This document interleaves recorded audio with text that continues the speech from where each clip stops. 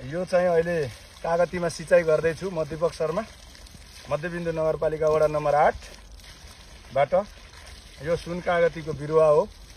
अहिले देशमै केही गर्छु भन्ने युवाहरूको लागि श्रद्धेय अध्यक्ष केपी ओली प्रधानमन्त्री भएको बेलामा सुरु भएको योजना प्रधानमन्त्री कृषि कार्यक्रम अन्तर्गत कृषकहरूलाई स्यालो ट्युबवेल, बोरिङहरू, मोटर, पाइपहरू प्रदान गर्ने, कृषिमा अग्रसर गराउने, तरकारी खेती, कागती खेती, सुन्तला जल्ने खेतीहरूमा अग्रसर गराउने उद्देश्यका साथ यो योजना सुरु भएको थियो र यसमा मध्यबिन्दु नगरपालिकाले 80-20 को अनुदानमा 20% कृषकको लगानी, 80% सरकारबाट अनुदान दिने गरी बोरिङ, मोटर, बोरिङ ठोक्ने र मोटरहरू प्रदान गर्ने, यो पाइपहरू प्रदान गरेर अहिले चाहिँ कृषिमा नेपालमै युवाहरूलाई गर्ने वातावरण प्रदान गरेको छ।